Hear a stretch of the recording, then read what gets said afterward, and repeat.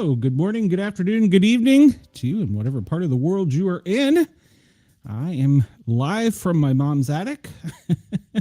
We're going to try something new here today. Yeah. I'm being silly. We're going to try something new here today. Hello, Wendell. He's called me sexy, so it's got me started. All right, so there is my good friend Ross, and I think, let's see, can anybody in the chat hear Ross? Ross, speak up. Let's hear you. Hey there. We're going to try this a little different today. Yesterday we had... Okay, well, and you... Yeah, we're trying because, well, I had to turn the audio down because my song was like incredibly loud. Chris says I'm bringing sexy back. Chris Wendell, can you hear Ross, by the way? So, no. Well, apparently they can't hear you. And I don't understand why. Cannot. And I don't understand why. So... they say they can't hear you, and they say they got no sound from you, so you're only giving sign language. I don't understand why. You're an Edge now, so you should be coming up on the thing, the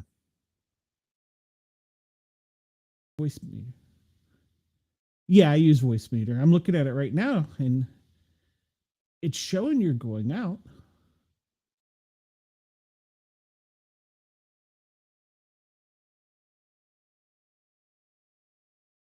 Yep. Hold on. Maybe that's it. Talk now. Check 1 2. Check 1 2. Wendell, can you hear me? Let's see. You should. All right. So maybe I didn't have B2 checked because you were definitely on B2. So, all right. Okay. So, well, where is the frequency of the platform that you're streaming on? B1 or 3? It's B2. It's Edge right there. It's on my screen. It's okay. Edge right there. Okay. Chris says sound is now good. Okay. Good deal. Okay. So I just didn't have B2 checked. Okay. Good deal. Yep. All right. Let me bring you back up so they can see your ugly mug. So there will be some times where you'll have to uncheck its own channel because there will be some platforms that will cause a loop.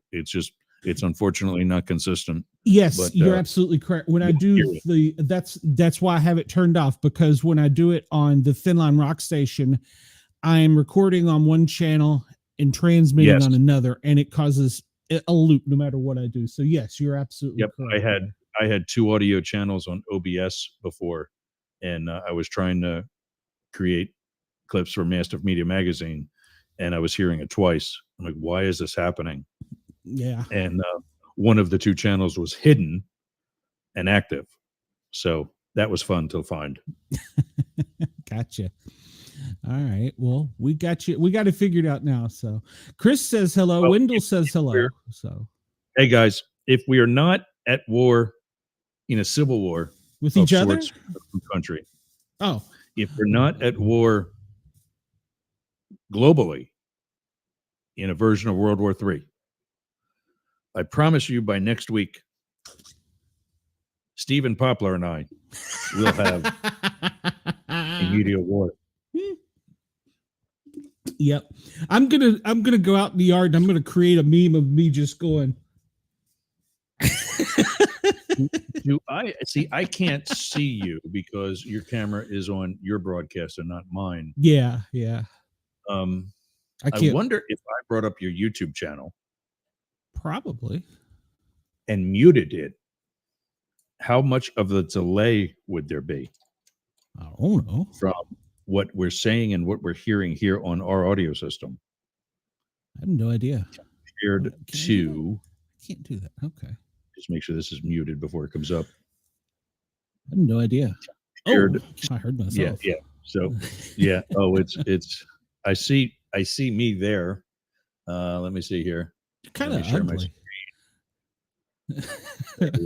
When Chris says consider yourself lucky you don't see him. I do have a face for radio, so yeah.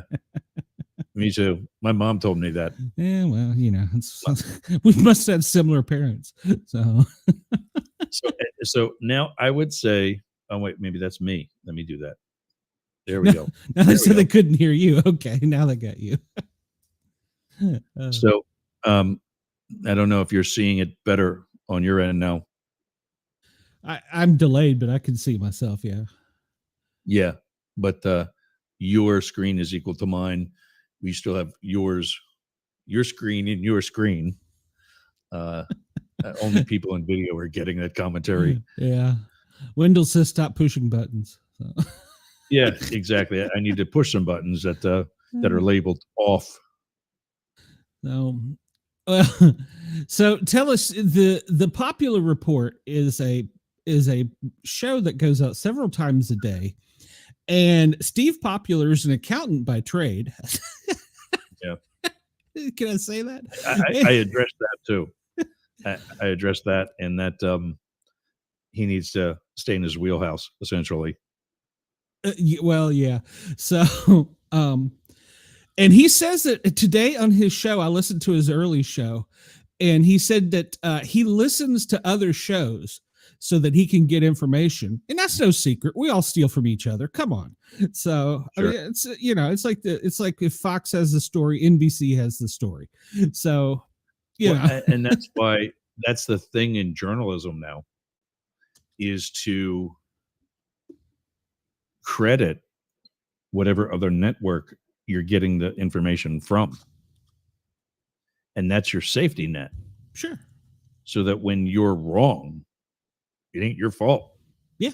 That's why I always show what I'm reading from. So yeah, absolutely. But I still think that's bullshit, because it is still our job as independent journalists to show some level of fact checking. Like, for example, we led today's show with Shane Wiggins. Don't know him. Shane Wiggins is a minister from Louisiana who was busted for I'm trying to get the it's time for lunch. Was busted for having sex with a minor. And I got this from a Facebook post, which I was not going to rely on. Nope. I don't rely on Facebook posts either. But when I did this Google search and clicked the news tab, all these different agencies came up with the same story. Mm-hmm. Yep. Okay. There's some level to it. We can at least report on what's there. Yep. Like Warnock. He got $1 million home from a church. Why? Yep. Why?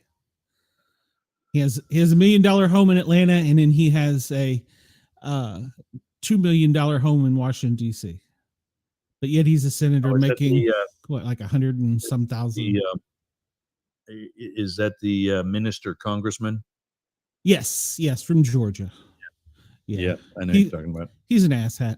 So, but yeah, and I can say that because I said that. No, I said that. I'll take credit. Asshat, that's mine. No. It's I stole it from somebody else, not you. So I stole it from somebody else too. I didn't think of it. But yeah, he a shout out to what's his name? I can picture him, and I remember his porn name. Whoa. We went to porn already? I can't remember his real name. You talking about Ron Jeremy? No, God, no. This beautiful bodybuilder who was named Caesar. Oh, got me.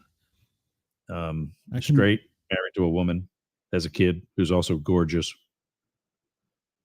I can't think of it for the life of me what the hell his name is now. But he's the guy that I stole the name Asshat from. Hey, by the way, did you listen to my show last night? No, I was on a show last night. Okay. Well, it was I am one phone call away from David Duchovny and Gillian Anderson. One phone call away. Oh, nice. Yes, I have finally gotten to that level. So we had a guest on. Actually getting them on? Well, he's his PR guy, so I'm going to email you off the show. And he came on for a totally unrelated thing, and he just started talking. He's like, "Oh yeah, I've been a big fan of this. I started back." He was writing stories for, you'll remember this, Leisure Suit Larry, the video game.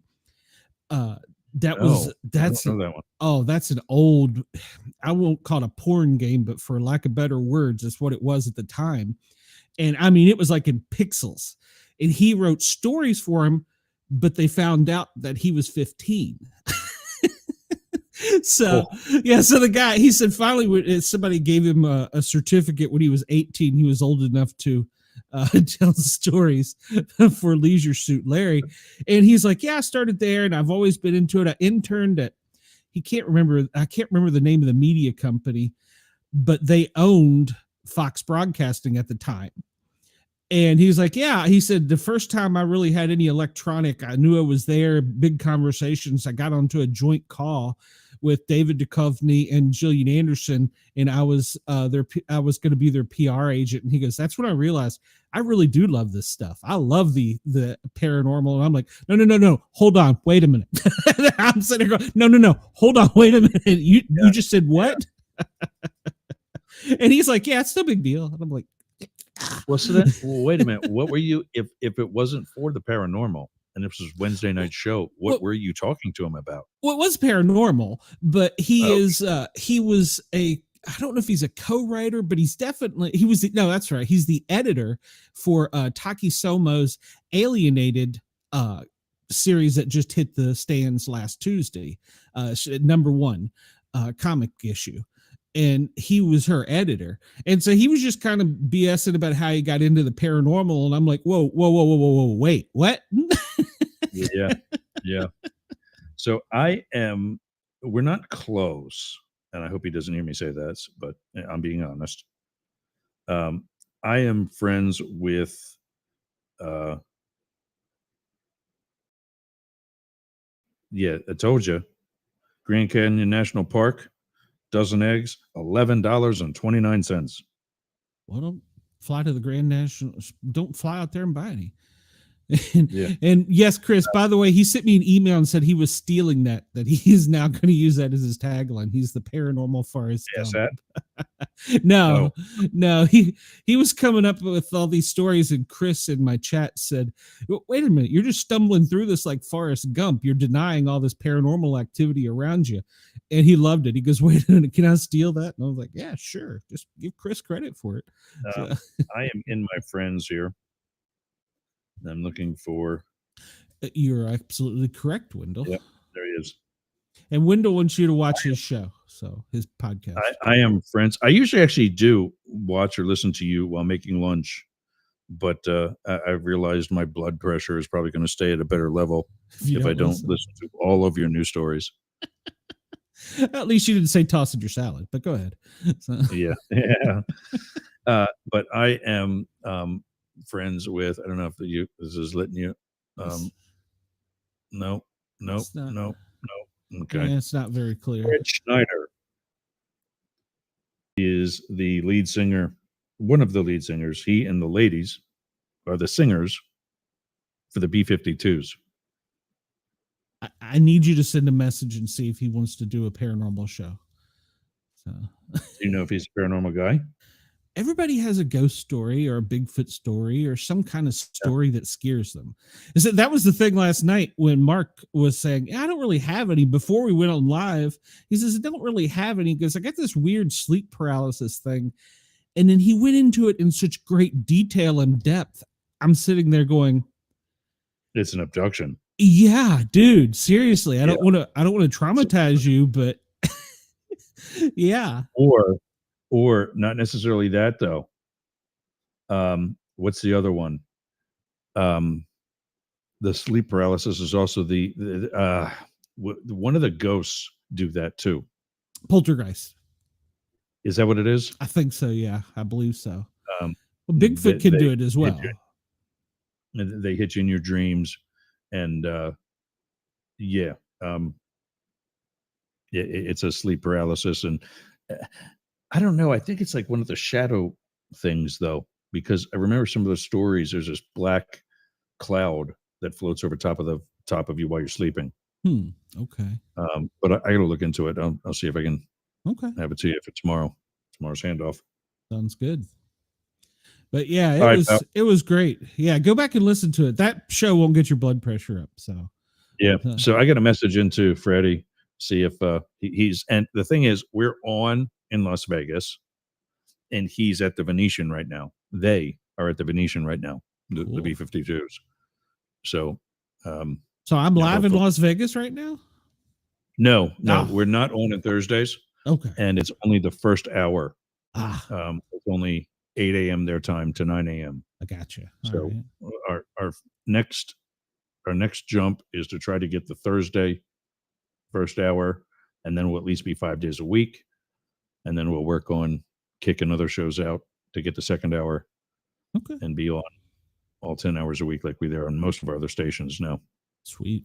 I'm just not going to riding your coattails on until I've got funding to buy them, to buy the time. Yeah. And also only if we can get all 10 hours a week, because this having to stop at the end of the first hour to say, hey, switch over to this channel or that channel or whatever, to steal listeners away from that station. I don't want to do that either, but I want them to be able to continue to listen to what they're listening to. Absolutely. If you make it that long into the show, you got an interest. Yeah. Yeah. So I can turn off my clocks now because I'm done for the day. All right. Well, tell all your people they need to come over and find me on the Para or let me do that, guys. Put your thing up on the. Are you still using the Para or Normal tag for what's its nuts for YouTube? Para or Normal guys. Yeah, I'm still using it. I haven't changed. I figure I'm not going to make any major changes till I get back in Atlanta, where if something goes wrong, I feel more in my comfort zone. So, because right now I feel like I'm operating on a shoestring and a Band-Aid. So. Oh yeah, I can imagine. Yeah, it's Cameron. It's we were talking about my porn buddy that I stole the name Asshat. His name is Caesar, and it's Cameron Mitchell, I think is what his real name is. Okay. Beautiful. Oh, don't know him, but okay. And Ken sees shadow people. Hey, well, then Ken, you would like my show. So. Yep. Wednesdays at what, 8 or 9? 9 to 11. 9. New York's Radio, and on right there. You said you still do use Para or Normal guys, or did you change that yet? No, it's still Para or Normal guys. I'm going to change it probably to the Sportcat shows or something like that when I get home. But I said, I want to make sure I'm at the big computer. I got the whole setup, and if something goes nuts, I won't feel. Are you still using Nightlight Studios or whatever that was? If I'm getting it right. Yeah, that's going to be my wife's LLC. Yes. So. Okay. I'm not going to own anything. Yeah, that's a good way to go. It's a long story. Can't touch you. Yeah, until she divorces me, and then I'll be like, damn it. Yeah, I know what that's for. It's a smart move. Yeah, and I might even put her on the condo. I don't know. We'll see. So. Yeah. I still want to buy that condo. That's another story. I heard you said you're going up into the Panhandle now. You're not coming down by me. Well, I can't find what I want down by you cheap enough. So, and I don't want a full-time house. So that's these realtors keep messaging me, and they're like, "Oh, well, it's got a nice yard." This, I'm like, no, people can break into that shit. I want a high-rise condo where I can put a camera in it and call 911 if somebody busts the door, but you got to have a key to get in the building and blah blah blah. So, yeah. So, and I don't need. I keep thinking about it, and I'm killing my showtime, but I keep thinking about it. I don't need a huge place. I'm not going to be there full time. So a small place is just a studio apartment like thing is good. So it gets me to the beach, gets me if I want to get away from everything and everybody, and I'll set up a studio down there, of course. So yeah, it's just a thought though. I haven't committed 100%. I haven't uncommitted 100%. I'm like 60-40. The wife is like 90-10. That's enough to be deported to another country. So, well, yeah, probably. I don't know. I'll have to look and see what my green card says. I think it says weirdo. I don't think it says alien. So nice. We're all aliens. All right, I gotta make some lunch. I'm hungry. All right, man. Don't listen. I might have something that offends you. I don't think I do. Well, there's a flagpole story. So. Oh, yay. Is this one where they grease it and then they got to try to climb to the top? No, our president is putting up 2 brand new flagpoles on the White House lawns. And I'm actually for it because he says the old ones need to be replaced and he wants to put in bigger ones with stones around them and lighting and make it. I don't know exactly where they are on the grounds, but apparently they've been there for a while and it's time to kind of change them. So he's going to put a bigger, more robust one up with stones around it and lighting on it 24/7. And I don't know if they'll have like somebody come out and raise the flag. There's no flags on the ground. They're on the roof, correct?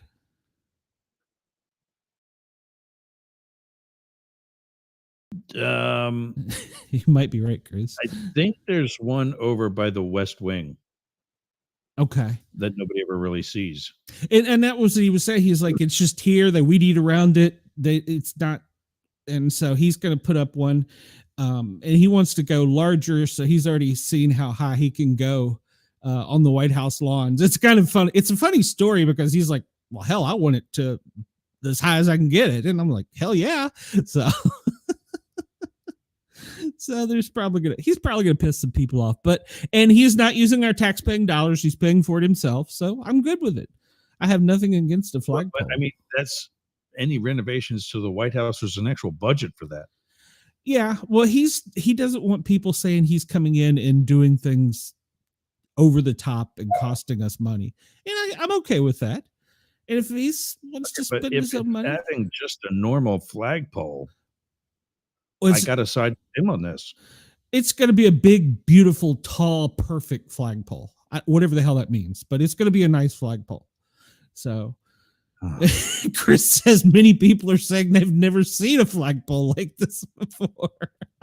yeah, that's his. Oh, I love it. It's going to be huge. But I'm all for it. He wants to put one so you can see it from. Now, it's been a while since I've been there, from both the front and back. So he's going to put one on like the front side and one on the back side, or maybe one on each corner. I'm not sure how that goes, but he says you can't see the flagpole there now, and you definitely can't see it from the other side. So he's going to put one on each side. One on the roof. But he's going to put up a big, beautiful, perfect one like many people have never seen before. So, and you know what's going to happen? The next guy's going to come in with a chainsaw and cut it down. So. Thank you. Because they all do. They all change their stuff around. I don't know about. Well, no, they do change the yard, because I think they had a swimming pool at one point. They had a horseshoe pit, so they all change things. So yeah.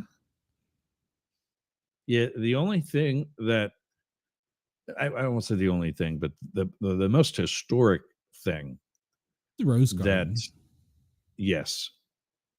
That Melania gutted. Well, it's still there. It's just different, right? I don't know the story on this, so don't get me. I don't know for sure. I heard she got rid of the whole thing. No, and that none of those that the Bidens put in are from the original Rose Garden. No, that's not true, because I just saw a White House documentary on that. They were talking. It was the horticultures, because they actually had to cut down a tree that Andrew Jackson planted because it was rotting. And what they had done, I actually saw this. They had taken, and I don't know how they do it, but they had taken a section of the tree because they knew it was going to happen sooner or later, and they actually got like a baby from that tree. And when they take that one down, they're going to put in one that was from it. So they somehow, what's the word, where they splice it together and they grow. But at any rate, so it'll still be there. I know what you're talking about. Yeah. Yeah. And they were talking about the roses. They said the original ones were there since Jackie O, but they've been, I don't want to use that decorated different, like they put different, maybe like a Gazette. I don't know. But they're still there. They're physically there. Right. So, okay. But he even commented on that. He said he'd like to see like a waterfall out near the Rose Gardens. That might be kind of peaceful. But let me ask you this: Trump does, or Trump does, or who? Trump does. He'd like to see like a stone with it lit up and like maybe a fire pit or something, and a water. He called it a water garden, maybe. I don't remember his exact word. But now, if you're out in there, can you be seen from the public? Yes. The fence, there's the unsecure area of the White House grounds that are outside the fence. I forget what the post numbers are called anymore. but the only one I remember is called Charlie 17. As you look at the White House from the south and look at the south entrance, there's the 3 black doors on the very ground level of the White House. The center door, very smack in the middle of the mansion, is where the president and the first lady go in and out when they're leaving from the mansion. Sometimes the first lady will depart from the east wing where her office is. But other than that, and that's where her motorcade usually stages. But the main arrival departure area is actually outside. Okay. There is no garage there. There's other places where they could do it, but yeah. Anyway. Okay. Well, yeah, I'm good with that. But so you can be seen from the Rose Garden. Okay.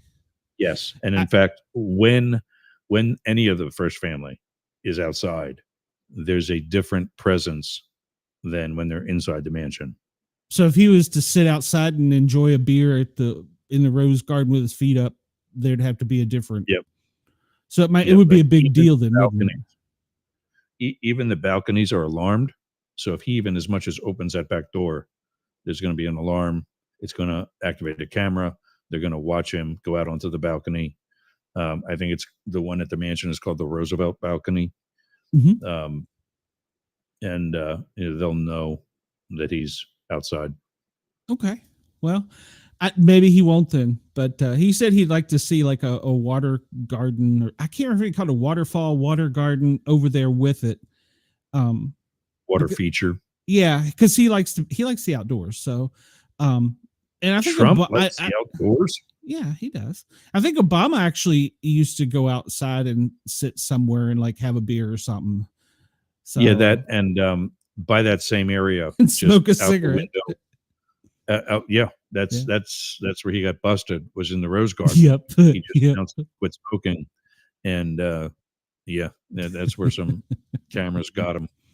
Yeah, it happened. As long as it wasn't a joint, and I really wouldn't care if it was, to be honest. But also in that same area is where the Obamas had a basketball court. That's right, and I think the Bushes had a horseshoe pit, and possibly. Yeah, they've all done different things, but yeah, if you wanted to have like a little barbecue area or something, that would be kind of cool. But if you can't enjoy it because you can't be outside, I don't know. That would kind of suck, but. Yeah, I don't know. That's just me thinking out loud. I wouldn't mind it, but they get outside. Who was it? Nixon, I think, famously got out and talked to protesters about the Vietnam War. Oh gosh. All right, man. Well, let me get out of here. I gotta do stories that'll make your blood pressure get up there. So good. I need that vein over here hasn't been vibrating since like Tuesday. Well, so I'll work.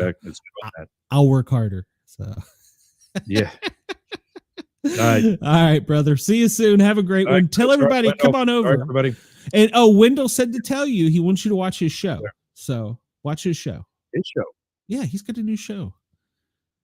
Okay. He's Bigfoot He's Bigfoot 911. So, but he wants you to watch it. So go right there on YouTube. Paranormal guys. That's right. Come on over, Ken. We'll welcome you over here, even though we're weird over here. So come on over. So yeah. All right, Ross. We'll see you later. Well, there's 30 minutes. You're not going to get back. Yeah, no kidding. You're as bad as my wife. Blah blah blah blah blah. All right, man. I'll talk to you soon.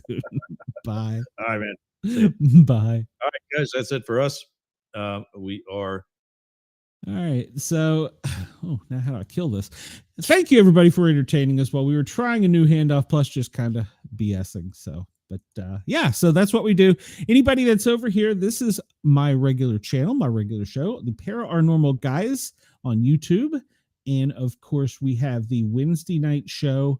And then we have a daily show where we talk about, well, all kinds of crazy stuff sometimes. So let's see what we have today. The first thing I want to go over, and Wendell, I did tell him, you heard me. First thing I want to go over is the fires in New Jersey are still going pretty heavily right now. They're still having people outside their home. They're still telling people to avoid the air. It all sucks. But investigators, and I'll show you here in a minute, from multiple agencies have been investigating this. And well, they finally have a jerk. And while this guy, his name is Joseph William Kling, the media doesn't want to show you him because they keep calling him a teenager. He's not a teenager. He's over 18. He's 19. So he's a grown ass man. And what he did was he started a bonfire of pallets and walked away and left them. And thanks, Wendell. And it started the fire. So there's been numerous reports of this. There's been people who pretty much saw him. And so they've got him. They're charging him with aggravated arson. And it's so far, it's burned over 15,000 acres. And this was as of 10:18 this morning. It's still going. So it began Tuesday, April 22nd, and it's burned approximately 15,000 acres as this morning. And Warrenton and Lacey Township has been under investigation since the beginning. This is from a local newspaper up there. I can't even pronounce that. Waretown News Online. So they have kind of the best news on this. It's closed multiple roads. They've evacuated homes. Well, the Ocean County, which is the area it started in, so they have jurisdiction, prosecutor Bradley Billheimer with the New Jersey Department of Environmental Protection Commissioner Sean Tourette and the Ocean Township Chief of Police Mike Regalski, that they announced that they have Joseph Kling, 19, of Ocean Township, which is in Waretown, in custody and charged with aggravated arson. And, well, they've got him. So he was arrested for wildfire that started and has continued to spread throughout New Jersey. And on April 22nd at 9:45 a.m., the Cedar Bridge Fire Tower located a column of smoke coming from the area Jones Road and Bryant Road in Ocean Township. Upon arrival, emergency personnel observed a fire within the Natural Lands Trust Fork River Mountains Wilderness area, which is east of Jones Road. A thorough investigation conducted by the Ocean County Prosecutor's Office Major Crimes Unit's Arson Squad, New Jersey Forest Fire Service, Ocean County Fire Marshal Office, and the New Jersey State Fire Marshals plotted the origin of the fire via global positioning, GPS. The cause of fire was determined to be incendiary by improperly extinguished bonfire. Further investigation revealed that Kling was the individual responsible for setting wooden pallets on fire, then leaving the area without the fire being fully extinguished. He was taken into custody, and he is currently at police headquarters. Well, he's currently in the Ocean County Jail, where more charges are pending, and they're going to wait for a detention hearing. So they have the guy in custody, and well, see, they keep calling him, it's funny. And Ross and I talk about this often, about you got to check your sources. If you Google the guy's name in Google News and you pull it up, you will see the difference in the medias. Some are calling him a teen, others are calling him a man, others are calling him a suspect. He's a suspect either way, or no matter which way. But see, here we go. New Jersey teen. He's not a teen. He's 19. He's a grown ass man. Let me make this bigger because you guys can't really see. No, I don't like that one. That's better. And then we'll make this screen over here larger. But yeah, so they keep calling him a teen. He's not a teen. He's 19. He's a grown ass man. He knows what he's did.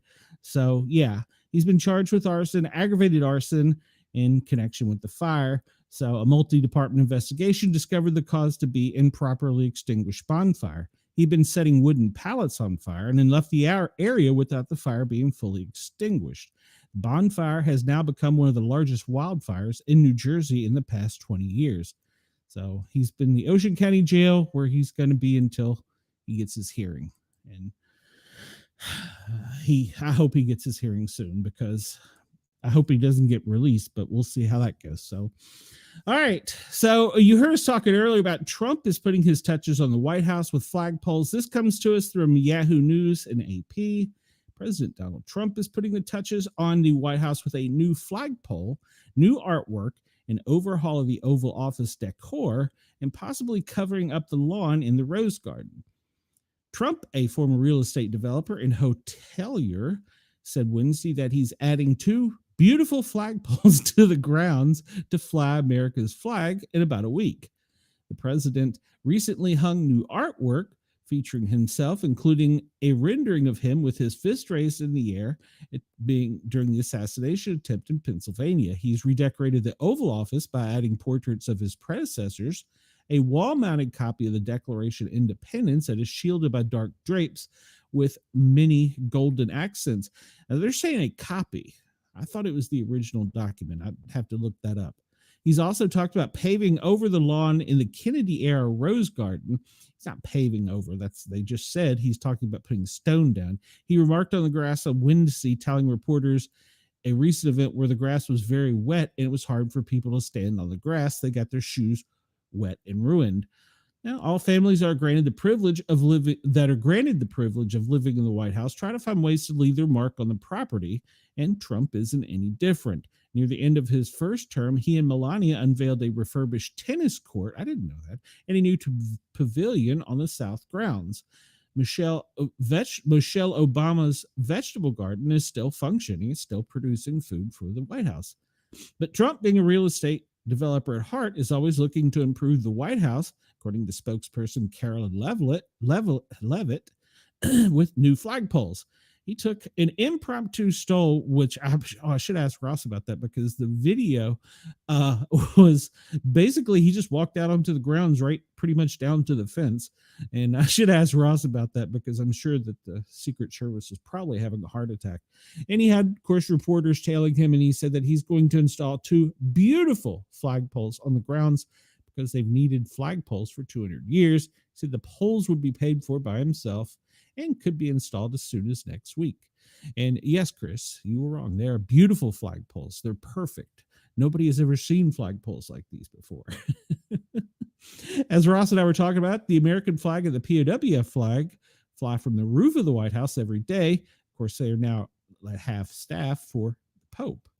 But he pledged he was going to preside over the golden age of America, but he's ushered into the Oval Office a redecorated area with golden accents to the fireplace, doorway arches, walls, and other areas of the room, and it hasn't gone unnoticed. I really must say the Oval Office has never looked better, Paul Atkins, the new Securities and Exchange Commissioner chairman, said Tuesday after a ceremonial swearing in. One could really describe it as glistening.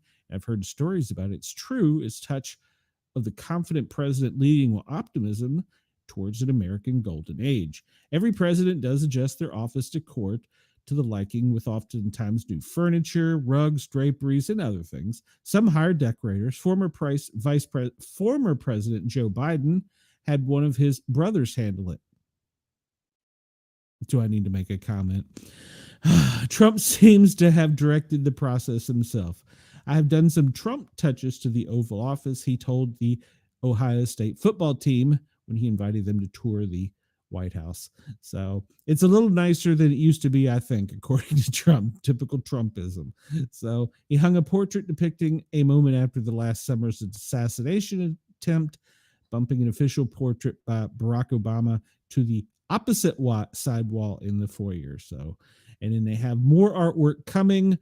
In fact, I think they're going to hang one that was donated by Russia. I'm not sure on that, though. I saw a story about it last night. So, yeah, kind of weird. All right, so we were talking about reporters getting snippy. Well, apparently on Fox News, the anchor fired back, "Don't call me sweetheart." She said that she was, okay, well, let's just read the article. Fox News anchor Martha McCallum's patience ran out during a Wednesday segment when the American Federation of Teachers president Randy Weingarten interrupted her and called her sweetheart before she was forced to backpedal and eventually apologized. McCallum brought Weingartner in as a guest on the story where she asked about issues current cases before the United States Supreme Court, Muhammad v. Taylor, that involves a group of parents demanding an opt-out for certain LGBTQ-themed lessons in the Montgomery County School District in Maryland. While Weingarten said that she could not comment directly on the case, she said that she was happy to talk about the broader issues. The Fox News anchor pointed out to the dismal test scores recorded across the board to particular that school district, and asked why the schools were worried more about mandating books about pronouns than about ensuring kids were actually learning to read, write, and understand math. She said, and I quote, "Look at this. I mean, if this isn't a failure that needs to be so much more important than whether or not you're reading a book about your pronouns, this is the Maryland rankings," McCallum stated. Fourth graders, these same little kids who've had these books, fed to them at a very young age, their reading ranked in 2013 were the second in the nation in Maryland in 2024, 16th in the nation, 20th in reading in 2024, math 16th in the nation, plummeting down to 39th. So if I were a parent in the district, I would be saying, please, please leave these books out of the picture. Teach my children to read and do math. Okay, let's focus on why we're here. And he argued the scores were going up in Massachusetts and down in Florida, which she claimed was proof that Florida, quote, anti-woke model was not working, and that throwing more money at education was the answer. McCallum pushed back, saying that Newark, New Jersey, where the capita per student funding was among the highest in the nation, suggested otherwise. And then apparently they got into a bit of a tiff, but as she was trying to make her point, she interrupted her, saying, and shut her down. Martha, sweetheart, listen to me. And she replied back, please don't call me sweetheart. And she objected, clearly fed up. And apologized. I'm sorry, my bad, backpedal, but continue to claim the education problem could be fixed with more money. Martin referencing Mississippi pointed out that what has been done with the money is also important. One of the things that they've done in Mississippi is to expand choice. They're also doing something really important in Mississippi, which is to expand teacher training. So do not call Martha sweetheart. So she doesn't like that. She doesn't like that pronoun. So, all right. Man, we're going to run out of time here today. All right. So I found this in the mirror and thought it was funny. A mom sparked a debate after revealing how she wants to change. This comes to us from the Mirror, and how a mom wants to change her daughter's name. The 8-year-old daughter's name after seeing how students at her school tease her. While we can't choose our names from birth, we always have an option to change them later in life. That's exactly what one 8-year-old girl wants to do after being subject to teasing at the school over her surname. It prompted her mom to seek public opinion on whether she should change her daughter's name for her daughter's namesake and leave it how it is. Taking to Reddit, she explained, I have an 8-year-old daughter and her last name is Dick. My husband said he was teased a lot as a child and would like to change her last name. We are thinking of changing it to my maiden name, which is more like, quote, Smith. Is there anything I should think of? I will hire an attorney to help me legally change it if both parents agreed to get a new Social Security and passport for her. That's not all. The mom is considering sending her daughter to a child psychologist to help her process the issues it's caused from school. She added, thankfully, she has only been teased a few times and doesn't seem to be bothered at it, by which seems to make me worry she is going to want to change it, but we feel so strongly it would be a good decision. So don't call her Dick. All right. So that's, sorry, I couldn't help myself.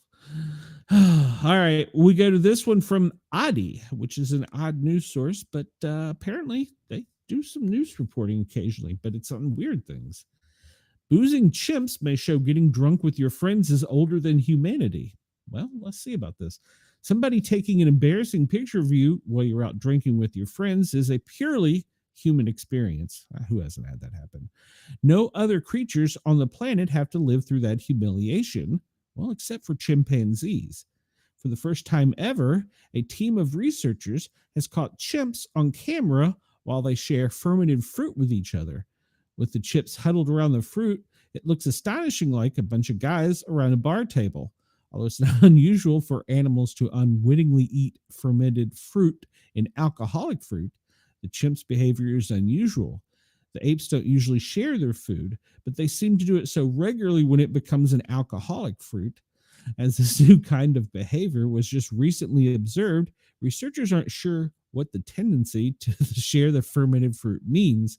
However, they believe that it might be a way to enhance social bonds. In other words, it's the equivalent of going out for a few drinks with your friends. So we can see the chimpanzee sprawled out there after he's enjoyed his fruit. They're still researching this to see what the effects are eating fruit. That's great. Even chimps get drunk. So as apes pass around a bunch of fruit, what's the big deal? Well, it's weird because they don't typically share their meals. They don't share food at all. So this behavior with fermented fruit might be important, one doctor pointed out. Additionally, the fact the fruit was alcoholic is another oddity. Animals don't tend to intentionally get drunk, with some exceptions, as being drunk is a great way to get killed in nature.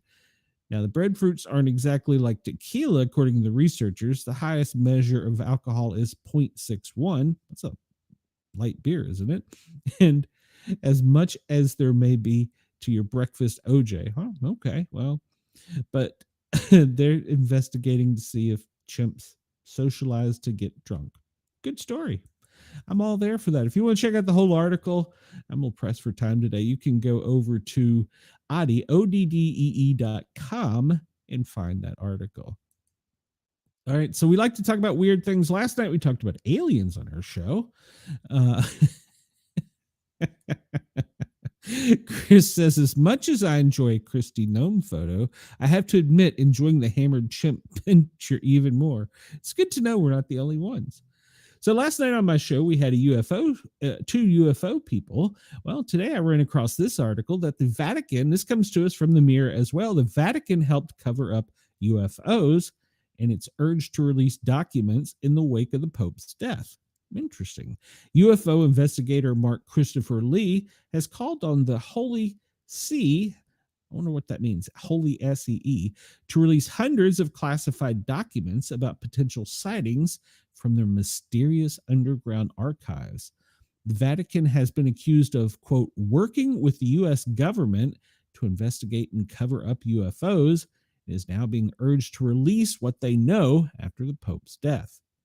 U.S. UFO investigator and filmmaker Mark Christopher Lee has called on the Holy See, SEE, to release hundreds of classified documents about potential sightings from their mysterious underground archives.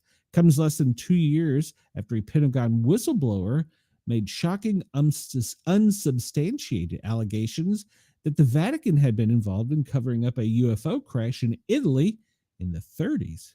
Did not know that.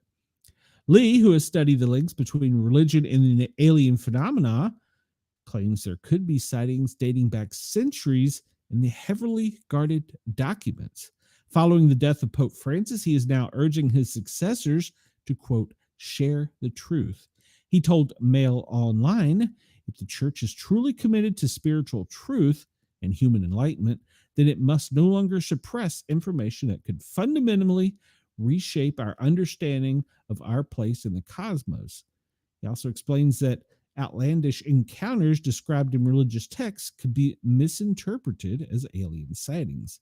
What people are seeing in the sky could be genuine extraterrestrial UFOs, but there's also most likely going to be secret military technology years and years ahead of what we think we have. I think the people in the UFO community need to be aware of that. It's not just little green men visiting. It's more complicated. I think the public deserves to know we don't need to be protected from this information. It comes less than 2 years after David Charles Grush, an Air Force veteran, former member of National Geospatial Intelligence Agency, claimed the U.S. government had recovered a number of extraterrestrial vehicles and has lied about it for decades. And Chris says, Holy See is the governing body of the Catholic Church. Thank you, Chris. I appreciate that. I did not know that. So in 2023, he testified in front of the House Oversight Committee, and when asked whether he thought the government was in possession of UAPs, which is also UFOs, unidentified aerial phenomena, he answered, absolutely, based on interviewing 40 witnesses over 4 years. I know the exact locations. He also testified that a massive cover-up was going on, and any military personnel attempting to talk about aliens or extraterrestrial phenomenon was met with brutal retaliation. I do have knowledge of an active planned reprisal activity against myself and other colleagues, he's told the subcommittee. At one point during the first of his kind hearing, Representative Tim Burchett, he's a Republican from here in Tennessee, asked him personally, have you heard anyone that has been murdered? And he said, I have to be very careful answering that question. I directed people with that knowledge to the appropriate authorities. Lawmakers challenged the expert, including one that touched on the idea that all he saw was military grade technology, or perhaps a plane sent by a foreign state. In a statement, the Defense Department spokesperson Sue Goff said investigators have not discovered any verifiable information to substantiate claims that any program regarding the possession or reverse engineering of extraterrestrial material has existed in the past or currently. All right, so there's a claim that the Catholic Church is helping to cover up this. I don't know if I buy that, but I have heard for years in some of the talks I've had with people that, well, they do have hidden things there at the Vatican City. So, okay. All right. I'm not going to get out of here without having one Bigfoot story. A Yeti and an alien get weird for a frozen food burger named Bubba. The Bubba Burger, the Bubba Burger, the number one branded frozen burger in the U.S., is flipping the scripts on frozen foods with its first campaign from recently appointed AOR Familiar Creatures. The burger brand has long been a hit with consumers, but flown somewhat under the radar when it comes to marketing and advertising. In its first campaign from, quote, Familiar Creatures, You Bubba Believe It, expects to change that. The new brand platform kicks off later this month with an out-of-the-world launch spot. The 30-piece stars two of the universe's weirdest inhabitants, an alien and Yeti, discussing an even weirder concept for the modern world. Bubba frozen burgers are made with no fillers, no compromise, just premium beef. So they're calling it the unbelievable lunch. Consumers are introduced to two roommates, a mythological Yeti and an alien who converse over the Yeti's lunch, an eye-catching, done-up Bubba Burger. It is so tantalizing, it prompts the alien to ask, what is that? The answer is simple. It's the only burger on the market made using 100% USDA choice and nothing else. As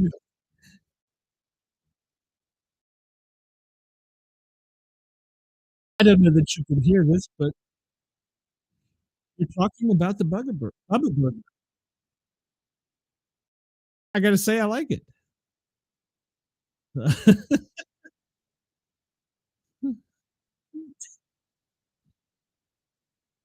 All right, then. The context suggests it may get weird and that hilarity ensues. So there you go. Check out that video for the Bubba Burger that's going to be coming soon to commercials near you. But I thought that was funny. Alien and a Yeti talk about a burger. So let's see. We won't cover that story. Earth is peeling like an onion. We won't talk about that story. We won't talk about that story because we're running out of time here. Yeah, we won't talk about that today. And that, and we won't talk about that. But we will mention this since we do talk about health things. At the top of the hour, currently, you're listening to the pair Our Normal Guys on Yerg's Radio and Rainbow Radio. And of course, our fans down under, Radio X in Australia. We welcome you all to come over and join the chat. We have Chris, we have Denise, we have Wendell, we have Brenda. We have several regulars in here. So come on in, jump in, and you'll have some fun in the chat. And what we do here normally is there's a lot of prepper shows, a lot of channels that tell you why we died today or why we're going to die today.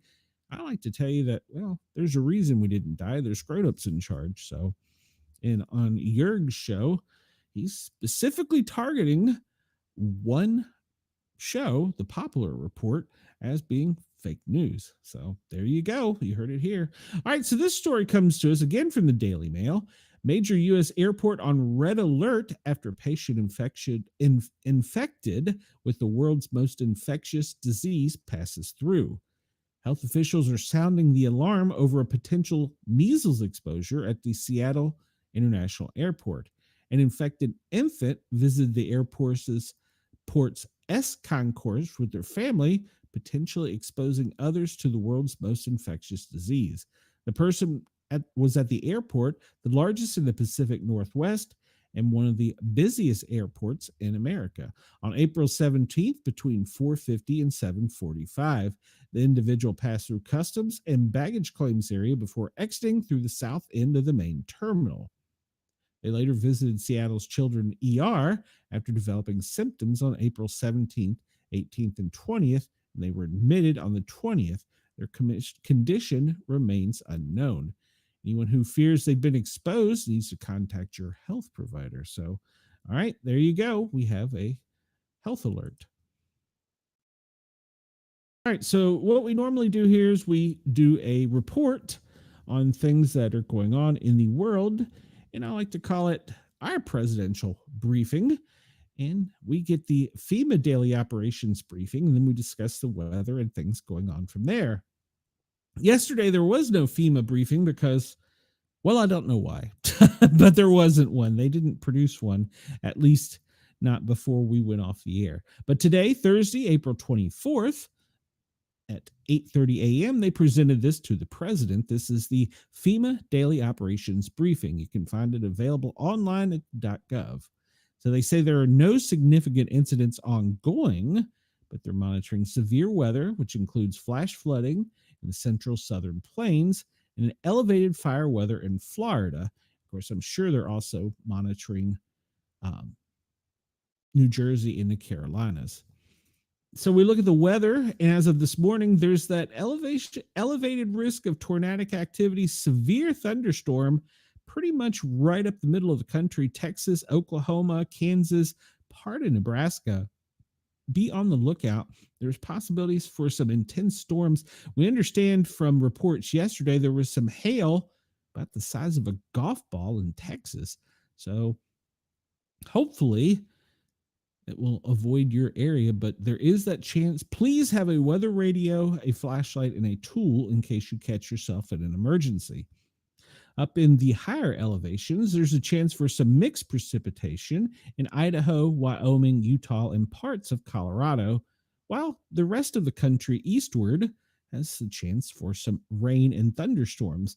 As the evening goes on, though, that elevation and risk increases for storm intensity pretty much over the Missouri, Arkansas, Memphis area of the country, and will expand as it gets energy from the warm Gulf moisture. So Friday, though, they're saying that there's not that much of a chance, maybe not rule out an isolated thunderstorm here or there, but nothing severe. And in going into the weekend, it looks as though it's going to be a pretty calm day for most of the country. Some areas of the south and the northeast will see some rain. Some elevations in the higher elevations in the southwest may see some mixed precipitation. But the main thing to worry about is the next 24 hours before we start talking about next week's potential bad storm. That warm Gulf moisture and the warmer Gulf water is going to produce a lot of energy in the southeast. So keep your eyes and ears open. But today, Texas up in the panhandles, going up into Oklahoma, Nebraska, just keep your eyes and ears, be weather aware because the potential is there.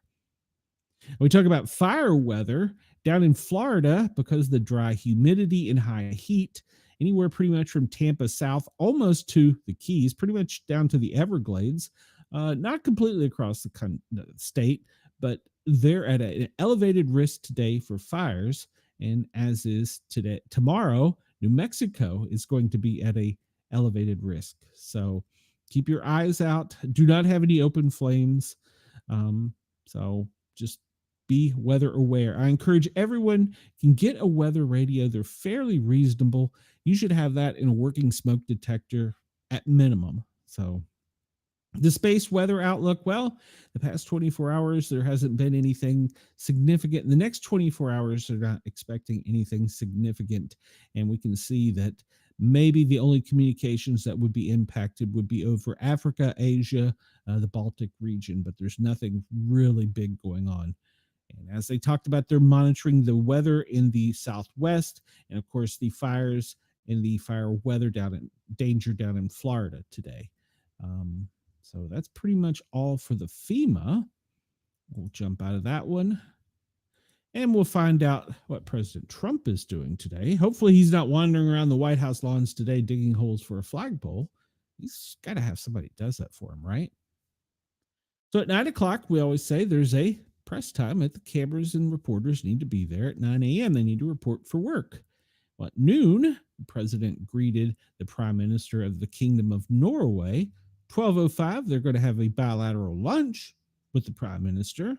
Then at 1:05, they're going to have bilateral meetings with the Kingdom of Norway. At 4:30, the president in closed press is expected to sign some executive orders. During the lunch and the bilateral meetings, there will be no media, but the White House will have the open press pool at 1:05. Well, they had it at 1:05.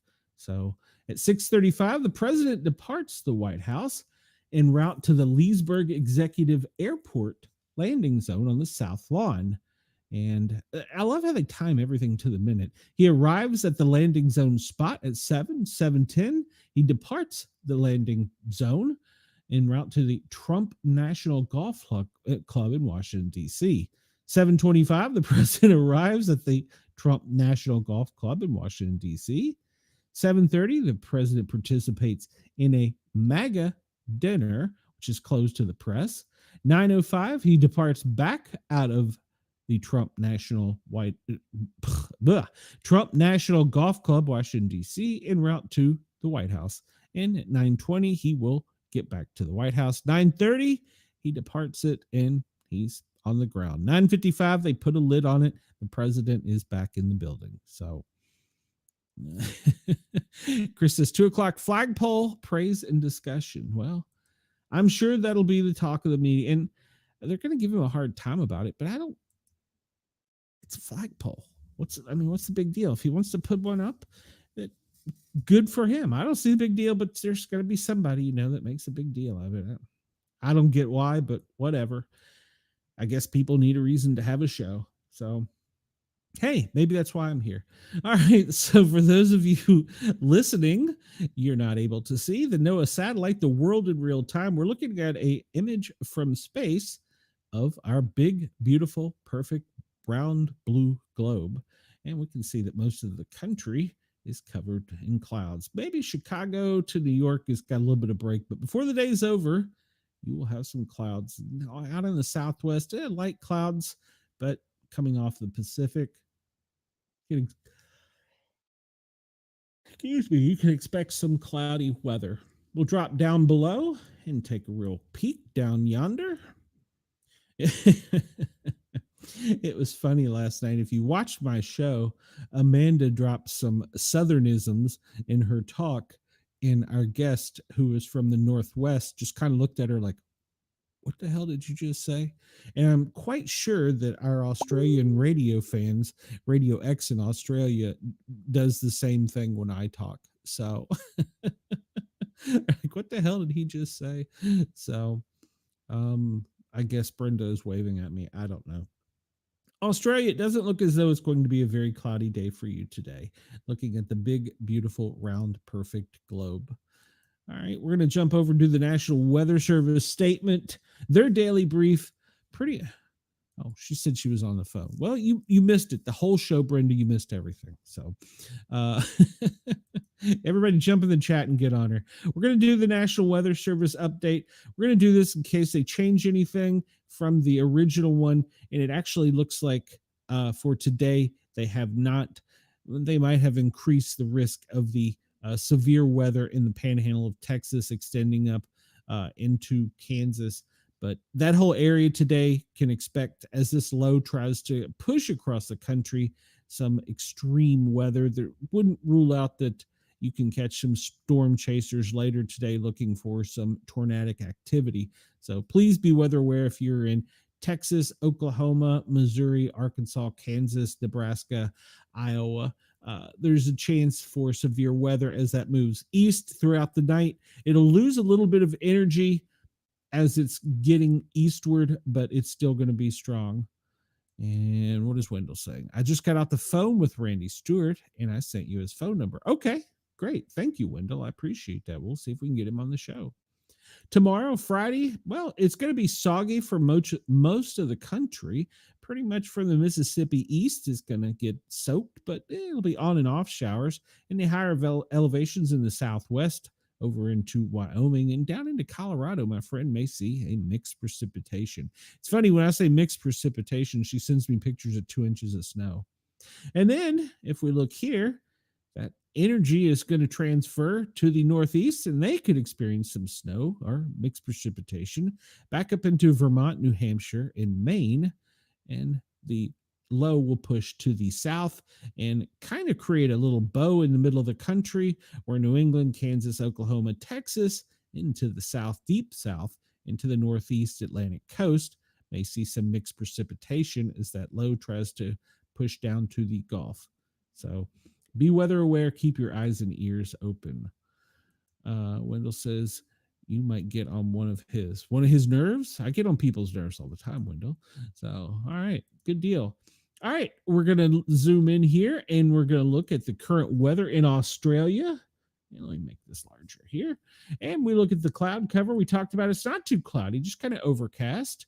And the radar, we don't really see a whole lot of precipitation except for Brisbane around the Gold Coast down into Sydney, but the precipitation isn't expected to be very high, except maybe on the Brisbane coast. Otherwise, it's not going to be too bad.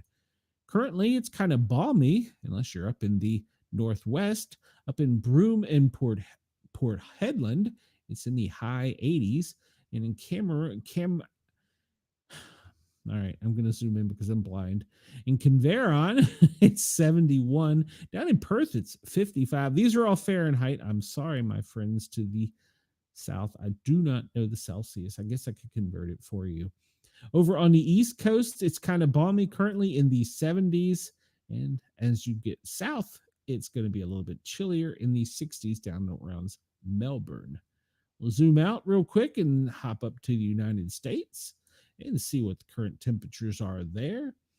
Currently in Columbus, it's 80. Up in Burlington, Vermont, it's in the 60s. At Knoxville, Tennessee, it's currently in the 70s. Atlanta, 71. Montgomery, 83. And down in Texas, where the hottest spot is in the country is, no, actually, Odessa, it's 80. Houston, it's 78. But Tampa currently has the hottest temperature with 86. And if you drop down to the Keys, it's not as bad down there. It's only in the high 70s, low 80s in the Keys today. Mobile, Alabama is currently 79. And front is going to be pushing all this Gulf warm, moist air up to the northeast. We'll look here in just a minute at the wind. There's a little dry ridge right over the Appalachians that is concerning to firefighters at the moment. So the current humidity from St. Louis east to Washington, D.C., up to Maine, and there's very little humidity, but that sloppy air is coming up out of the south where it's getting real moist, trying to push to the west. All right, let's jump over here to stop that. There we go.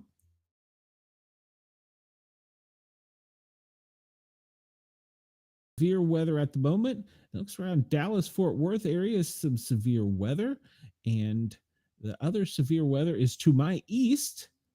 Actually, no, I'm sorry. It's to my west and to my south here in Knoxville, and it's pretty much in central Tennessee, and it's making its way eastward, so I may get some thunder boomers later today.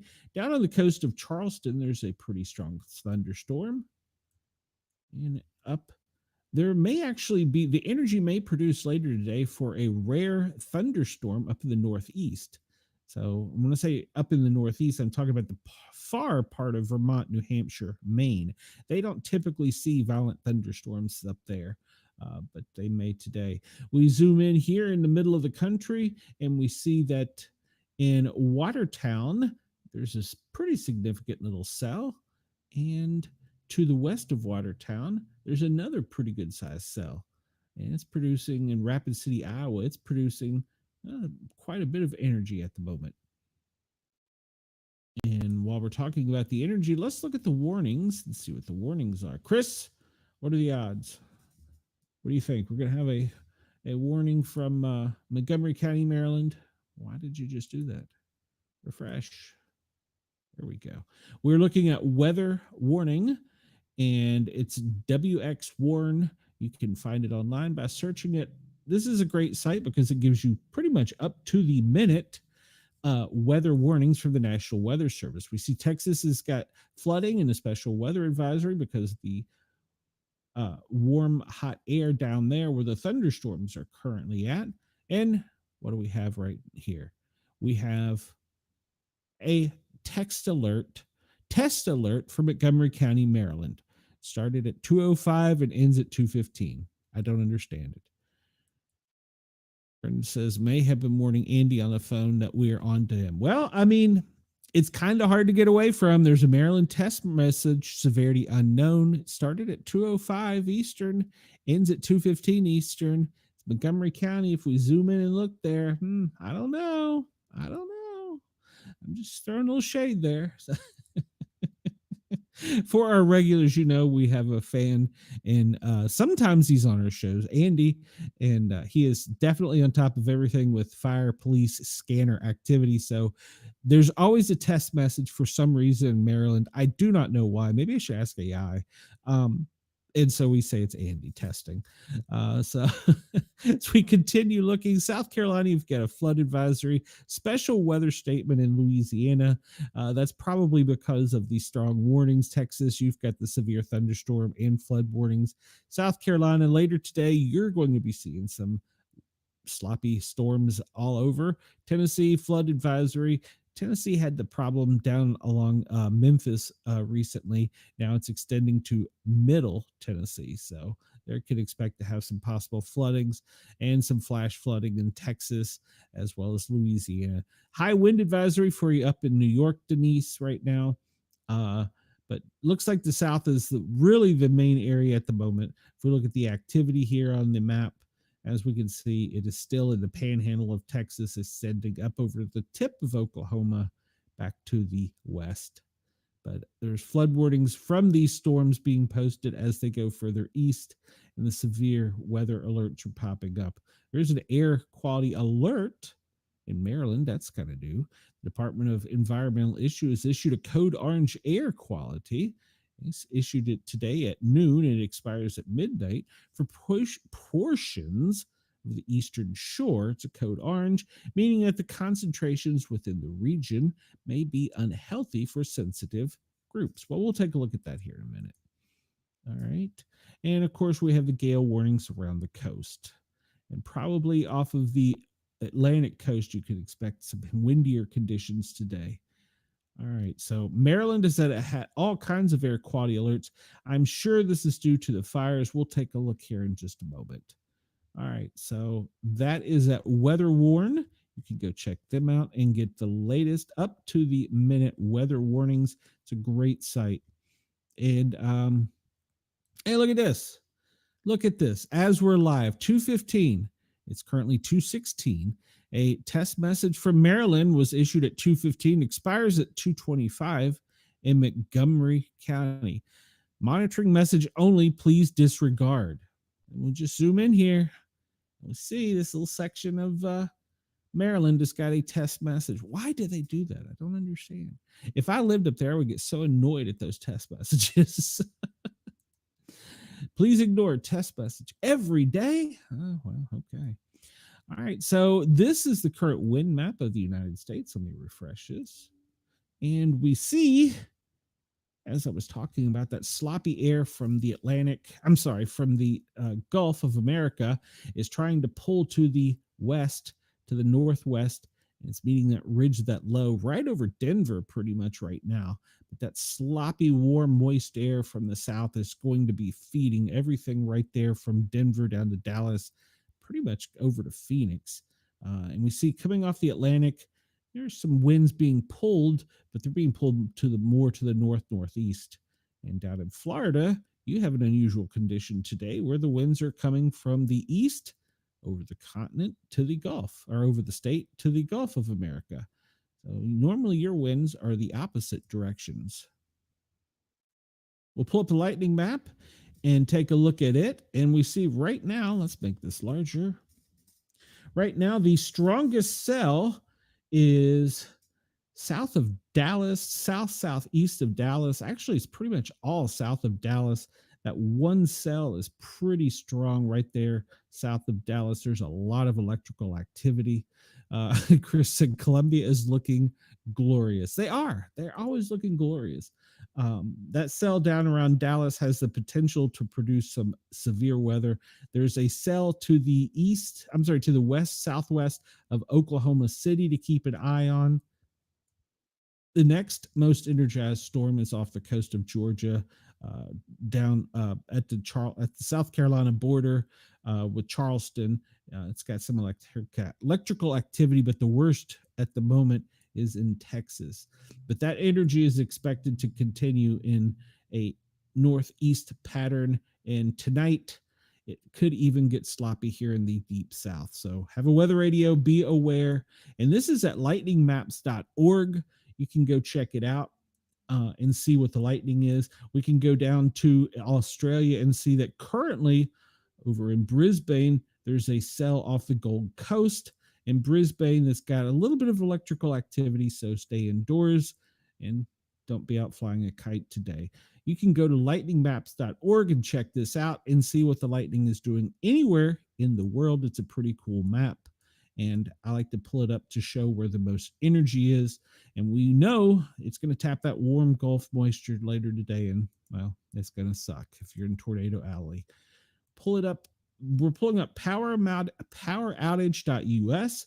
I expected to see some power outages in Texas, but surprisingly, California is showing to have the most. Well, they were showing to have the most customers out, but yeah, they still are.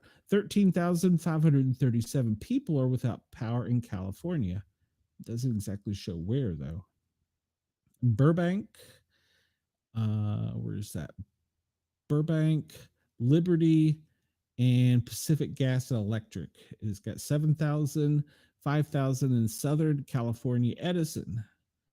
Does it show where? No, it doesn't really show where. It doesn't show a map, which is kind of weird. All right, so you can go check that out and see where the power is out near you. Brenda says, I was on the phone with someone from A&E, not with Andy. Well, you should tell Andy to get on the show because we miss Andy. So there you go. All right. Tell the people at A&E I'm ready for the interview as well. All right. So this was just released this morning, and this is the U.S. Drought Monitor.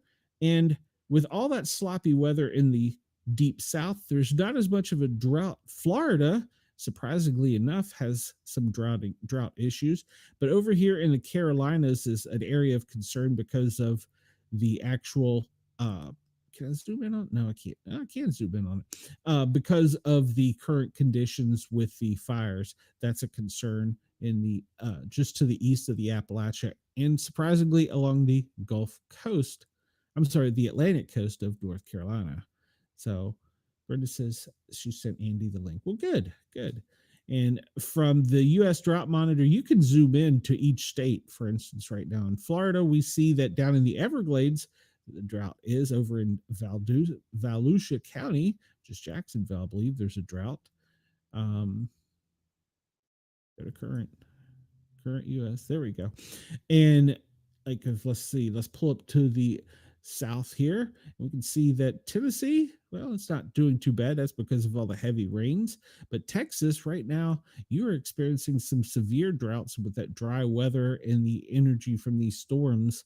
It's only going to get worse. So hopefully you can get some water.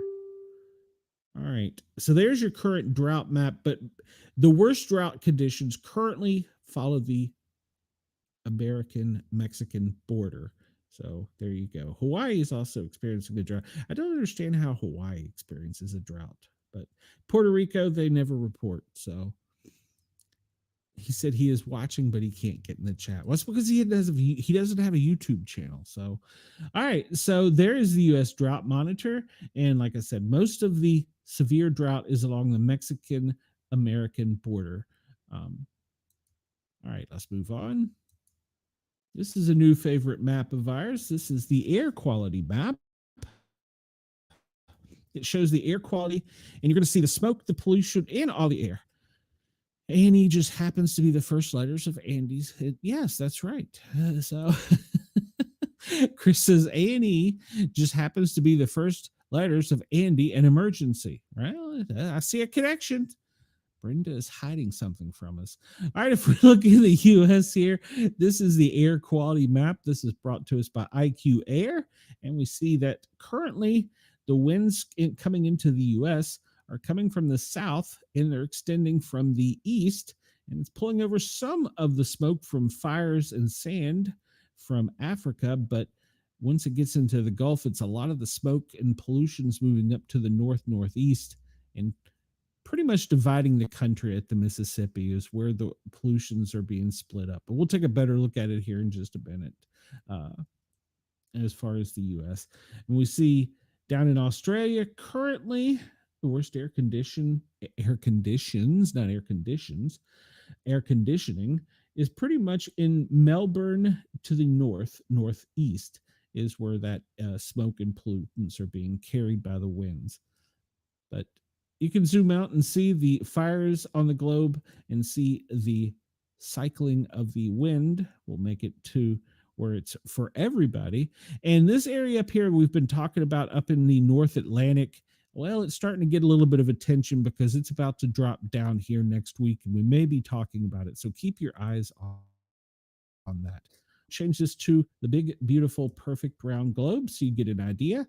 This image's AI is showing the direction of the wind and the pollutants and the air quality. And you get a pretty good image of the entire world. So, and the worst air quality in the world right now appears to be pretty much Northern Africa, extending over into Asia. They're having the worst air quality today. And we talked about this, but it does appear that north of the equator is where a lot of the worst air quality is, with the exception of maybe parts of South America, but it's interesting. So, all right. So you can pull this up at IQ Air Earth and check them out and look at the air quality. We're going to zoom in a little bit here. I'll hit my friends at the Weather Channel up. I'm not a big fan of this map because I don't believe them. They say today in the south, it's a pretty good clear day. But if you're over on the Atlantic Chesapeake Bay region up into the northeast of that, well, the tree allergies are going to be pretty bad. Right smack dab in the middle of the country in Kansas to the west is the worst areas today on that side of the Mississippi for tree pollen. Weed pollen hasn't gotten to be a big deal yet, but grass pollen is growing because, well, it's getting... No, I don't want to. It's getting warmer here in the south, so that pollen is going to increase. And if you're down in the panhandle of the Gulf of America, it looks like a bad day for grass pollen. We'll pull up the aches and pains map. I'm really not a fan of this map either, but this is supposed to indicate where today would be the most painful. Looks kind of blasé for the country today, except for maybe along the Sierra Nevadas extending down into Mexico. But otherwise, it doesn't look too bad. I really don't know that I buy that map. Breathing index map, this one I kind of don't buy either, but it's science. You got to go with it. We got Wendell and Chris and Brendan in chat. It says pretty much most of the country, except for down around, well, west of the Four Corners to Southern California down to the border is where the worst breathing quality is today in the U.S. All right. So we're going to look at the smoke from the wildfires and the wildfires. This map is going to show us a little bit of everything. It shows us the actual fires and the smoke. It doesn't really show the direction of travel of the smoke, but we know from previously looking that if it's over on the Atlantic, it's being pulled down over Florida and back up through the Gulf of America, splitting up the Mississippi. But that smoke is hanging if you're working in the Gulf of America on an oil platform today. It's kind of hanging in the air. And we can look at all these fires to the west of the Mississippi. Most of them are prescribed burns. To the east, they are either wildfires are arson, and some of them are prescribed burns, but not as many as there are to the west of the Mississippi. And this map is brought to us by Air Now. It's pretty much the same thing as we look at it. That stagnant air. Brenda says she needs a nap. She only slept 2 hours. Well, Brenda, you got a half hour. Hang in there. Be tough, Brenda. Be tough. Uh, we see the ridge of smoke coming out of the Gulf of America, extending up with the winds out of the Gulf of America up to the Midwest. And then down in Mexico, we see Mexico City. Mexico is got some heavy smoke conditions. Up in the Chesapeake Bay region, Norfolk, to the north of Norfolk up into the Chesapeake, all that smoke is going off to the Atlantic shore. And if we look up here, coming out of New Jersey, that's where all of that air quality is horrible. Pretty much, it doesn't show it as much here, but pretty much from Tom's River to the northeast, because the fires are still burning in New Jersey. So the Jones Road fire is still active. All right, let's pull up. I like this map. No, this map's good, but I like this map has some old fire data on it too. But we do know that the fires are still burning on the east of the Appalachia. But see, it doesn't show the New Jersey ones yet, so this one is not as up to date. I like this map, which comes to us from our friends at NASA and the Forestry Service to give you pretty much the most up to date. As we see up into New Jersey, they're still dealing with a lot of the fires up there, and that one fire is it was at 15,000. Was it 15,800, 15,500 that it's burnt as of this morning, and it's still burning. They're trying to get it under control. And just as they are to the fires in the Appalachia, they've done a pretty decent job on the east side of the Appalachia, but that Bear Rock Creek fire is kind of a booger to get in there and get to. We've seen some more fires reported here recently in the northeast section of Georgia, but they're not as large as the ones that were previously reported.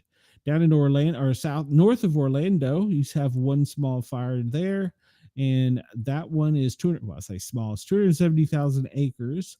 And you have one just parallel to it that is 241 acres that they're working on. So if you're down in that area, Deltona, please be aware of the wildfires down there. And remember, you are also under a fire weather warning watch too. So, all right, the Panhandle, there's a couple little fires down in the Appalachia. It's not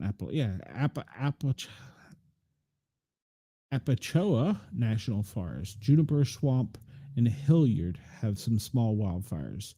Zooming over to Texas, we see Louisiana has some. Texas, most of the years are prescribed burns. The Blue Jay fire is 700,000 acres. Not sure if that one is a prescribed burn or not. And all the little red dots you see are fires that have not been verified by boots on the ground, are their small fires. We see over on the west section of Colorado today is where the Forestry Service is worried the most about wildfires. That's probably because of that storm that's raging down there too with the lightning. Is not going to help. And the interactive air quality map, this is from airnow.gov, and it shows pretty much like we talked about in the US.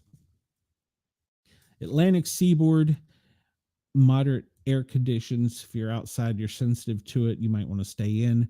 Pretty much from New York south down all the way to the Keys, back up into the Gulf, coming up through Mobile into the northeast.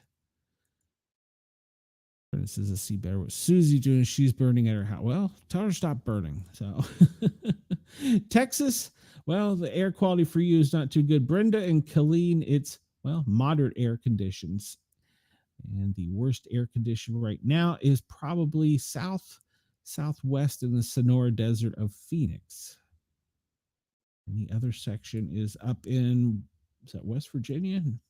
West Virginia, Ohio region is the next worst poor air quality in the States.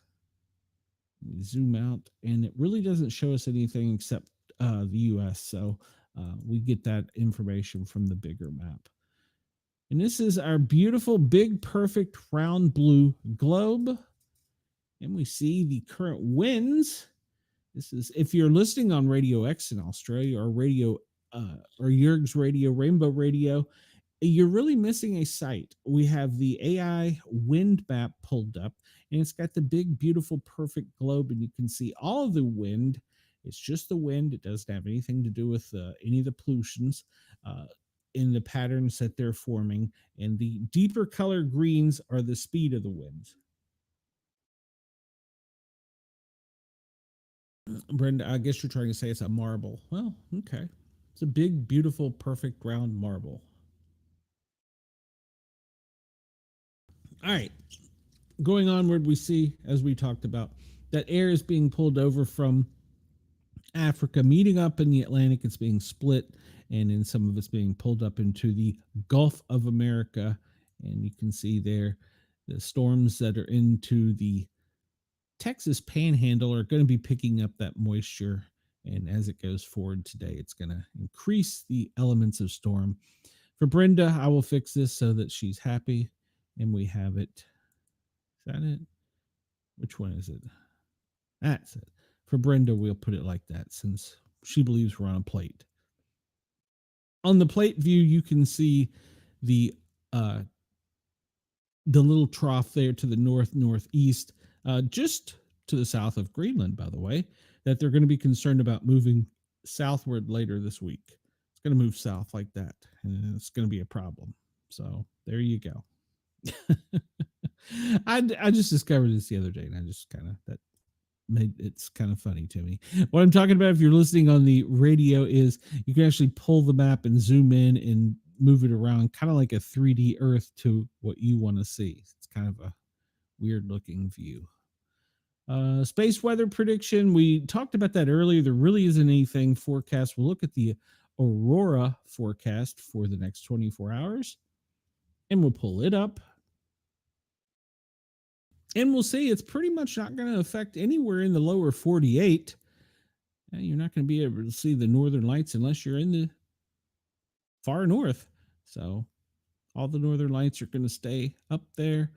Brightest this evening. Maybe if you're in the Midwest, maybe you might see them. But for the most part, they're going to be staying to the north of the United States.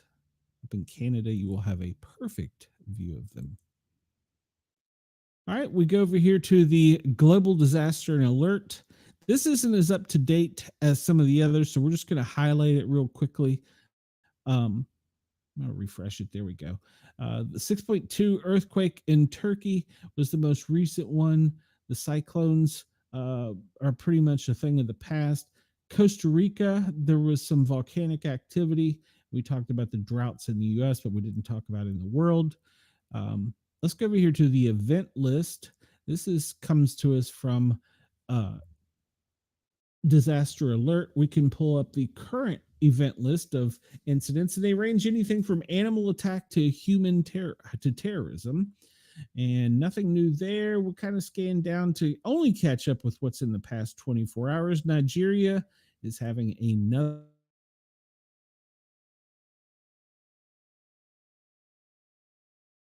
29 new cases in Alberta of the measles.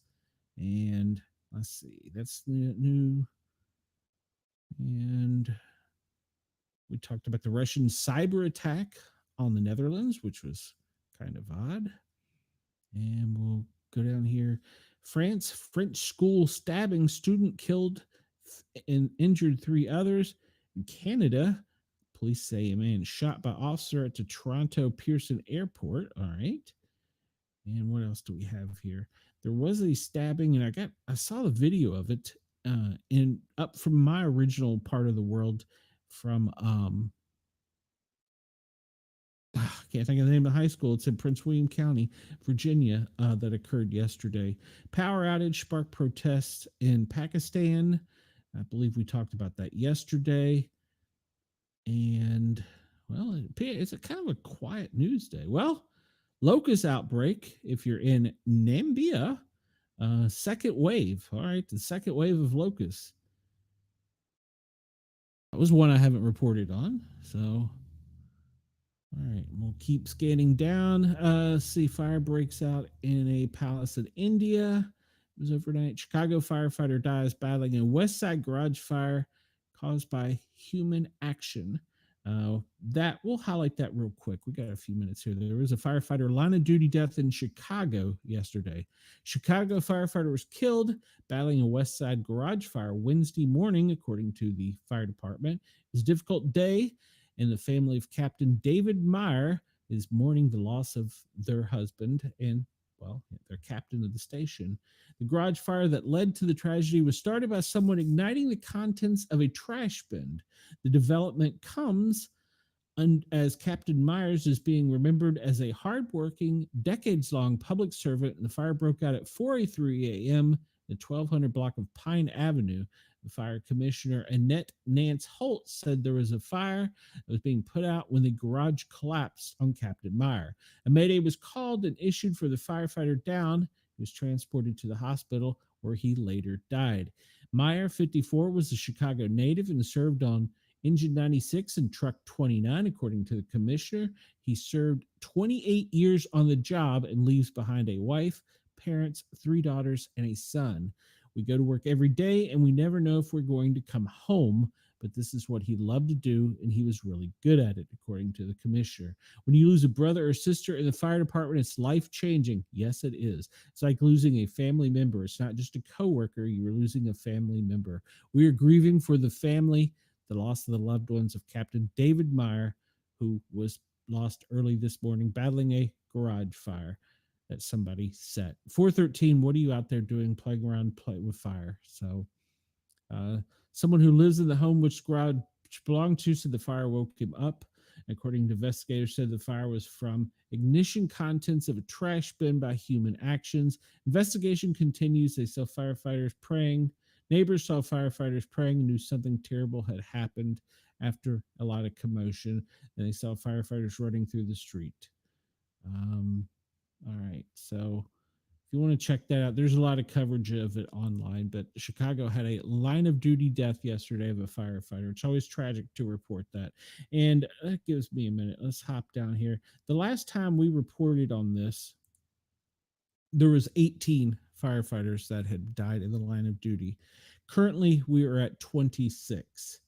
So we mourn the loss of the Chicago firefighter, David Myers, and in Utah, Corbin Summers. In West Salem, Ohio, Paul McColick, John Robinson of the Lafayette, Indiana Fire Department, Roy Smith from Staunton, Indiana, from the Posey Township, Clay County Volunteer Fire Department, Chevy Gall from Beaufort, Missouri, from the Beaufort-Leslie Fire Protection, Gary Moore from Whitewater Fire Protection, and I think we're back to where we started, but currently last we had spoke, there was 18 for 2025. Now we are up to 26 firefighter fatalities in the United States. Looking at the police officers, currently there were 16 the last time we looked at this. Now there are 22. The most recent being Jesse Perez, a deputy sheriff in Dawson County, Texas. And then from down where I'm at, Captain Helio Armando Garcia III from the South Fulton Police Department, Deputy Sheriff Melissa Pollard from the Wood County Sheriff's Department on April 9th, and Deputy William May from Walton County, Florida. Those were the most recent, but we are currently at 22 police officers killed in the line of duty. And then we've also had from canines, there's been some line of duty death. K9 Knox with the Roanoke City Police Department was pursuing a perp when he was struck and killed by a car. It was a police cruiser. That was very tragic. K9 Chico from the Bonern Police Department in Texas. And then K9 Blitz, which was the last one we reported on, with Wadesboro Police Department in North Carolina. So those are the most recent canine line of duty deaths. If you pull it up, line of duty deaths for police officers by state, Texas by far is leading the country, and California not far behind. But if we see the wave of crime in the South is taking the lives of many police officers this year.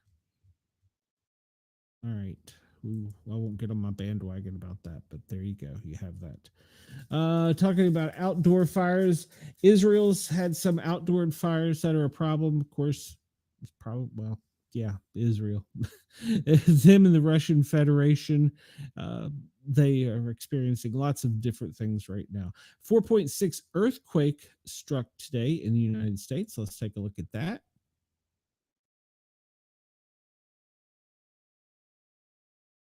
All right, so this is going to be another one off the coast of Alaska. It was a 4.6. It occurred today at 15:14. I assume that's Universal Coordinated Time. That's the most recent one. Let's see here. We'll go over to that map in just a second. Pakistan has had some landslides, and Kilauea and the Spur volcanoes in the United States have been active, and so is the Great Sitkin Fire. All right. We talked about that. And I'm just scanning through the event list. In Australia, 700 koalas were killed in a helicopter sniper operation. Now, wait a minute here. What's going on there? I hadn't heard of this. Let's pull this article up. Australia, 700 koalas killed in a helicopter sniper operation. Australian authorities are facing a backlash following the cull in the national park in the Victoria State. Australian authorities are under fire following the culling of hundreds of koalas in the state of Victoria. Around 700 koala bears have been shot by snipers from helicopters flying over Victoria's Bougebim National Park in an act of euthanasia following a devastating brush fire that scorched over 2,000 hectares of habitat. The fire left many koalas injured, dehydrated, without food, prompting the authorities to initiate the cull in early April. As means to prevent further suffering, animal welfare organizations have voiced alarm over the well-being of orphan joeys left behind. Media reported on Tuesday. However, the approach, deploying snipers to shoot the animals from helicopters, has sparked swift and widespread backlash. Activists have raised concerns that decisions were being made by veterinarians and shooters from a distance of up to 30 meters, increasing the risk of mistakenly killing healthy koalas, including mothers still caring for their joeys.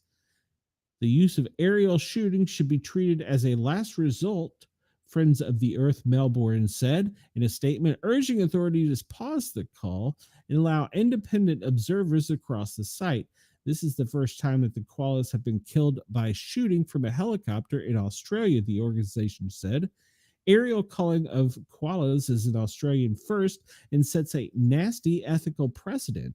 The animal protection organization Koala Alliance echoed concerns about vulnerable young joeys potentially being left behind to starve or succumb to exposure if koalas were shot out of trees. This means the joeys would still be left to suffer and die. It's despicable and it's cruel, the group said in a statement on Facebook. The regional government has defended the decision to conduct an aerial cull of koalas, citing expert assessment and veterinarian advice. However, care for calls for an independent review following the culling process have been growing. The activist group is urging a more humane and precise method of wildlife management. Well, that's kind of an odd story. Well, they could get the heat off of themselves by blaming Trump, is what Chris says. I know in the United States, I have heard of doing this in the Midwest with wolves, but it was because of them being a threat to humans and to livestock. I've never heard of snipers being called in from helicopters post a fire. I know that the United States Forestry Service does have a team that goes in and assesses animals and wildlife that has been in the path of fires and hasn't made it out, but I have never heard of a sniper operation being called. And I can understand the concern for injured koalas, but then again, if the fire is out, why can you not send boots on the ground? I guess it's cheaper, more cost effective, and easier to probably shoot and kill koalas from the air, but that doesn't seem exactly ethical to me. And it apparently is a first time thing. Brenda says, leave the poor little things alone. I agree. Brenda, on your show, you should talk about that. There's got to be a controversy or some kind of conspiracy behind this. I don't understand why you would want to do that. That to me doesn't make a lot of ethical and moral sense, especially I understand the need from having been in fires and forest fires, but that seems to be a bit extreme, especially 700. I don't know the population of koalas in Australia, so don't at me. Maybe there is a need to do this, but it certainly doesn't seem like it's very ethical to me from a stateside firefighter view. But hey, if Radio X in Australia, I know it's early in the morning and you're probably catching this and you probably have more local news on this, and I'm actually going to research this. If you have some information at Sportcat on X, at Sportcat Medic on Facebook, send me some information justifying this or even counter justifying it. Over on Facebook, also, for all of our listeners, we have a group, Sportcat's Daily Gazette. I encourage you to join that group. Any story you hear here, if you want to comment or leave comments on, and if you have a news story you would like us to report, shoot it there. We have a lot of our regulars, Brenda included, Wendell, that are active in the group. So let's stir a conversation. Brenda says she is going to have some friends and she's going to call and find out about this. Brenda, please keep us updated. And if it's a good story or something that needs to be reported, let's talk about it. But I will also research it. 700 koalas killed in a sniper operation in Australia. So I'm sure, I don't know if that's breaking news to them overnight, but that's the first we're hearing of it here in the States. So there you go. And I'll get off my soapbox, but yeah. In Zimbabwe, an elephant collision near Victoria Falls has killed one person, injured 5. Okay. That reminds me, I had a dream overnight of a zonkey and horses crossing a road and one of them partially being struck by a car. Don't know why that had the dream. It was the weirdest thing. I don't ever dream about wildlife in color. It was a zonkey. I don't know. Maybe it means something. If you're a dream expert, let me know. 13 Ghana have perished in a gory accident. All right. Mexico, 11 were killed in a traffic accident. Oh, I'm sorry to hear that. Turkey, 7 killed, 12 injured in a minibus collision. And let's see. Well, that's your doom gloom of the day. That koala bear story has kind of got me down a little bit. All right. So we talked about the drought conditions. Extreme rainfall. The United States is going to be experiencing that. Hail was a big problem in Oklahoma and parts of Texas yesterday. And of course, we talked about lightning and severe weather. I encourage everybody in the States to have a weather radio. I don't know how it works outside of the States, but you should have a weather radio if you're in the States, a working smoke and carbon monoxide detector. There's a firefighter. I will preach about those things. So, all right, we only got a few minutes left, so we'll talk about some recent earthquakes. The most recent we discussed was in Alaska that's affecting us in the States. We'll jump over here and check out the volcanic activity. The most recent activity in the volcanic area was the Philippine Sea in Taiwan. No, that was an earthquake, 4.6. Where was the volcanic activity? I saw that somewhere. South Pacific Ocean, earthquake 5.3. Oh, I wanted to pull. Can I bring it? Get me back to the. No, don't hide. Show them. Unrest. Volcanoes are these. Okay, you can. Okay, I see what you can do. You can make the whole map. All right, let me zoom out here. Hold on. Let me zoom out here. You can. Why could I not zoom out? All right. Hold on. Let me just refresh this because now it's annoying me. There we go. I can't hide it. Okay. Warning, minor earthquake activity, eruption. There we go. All right. So most recent eruptions. I just hit them. Why did I hide? That's what I want to see.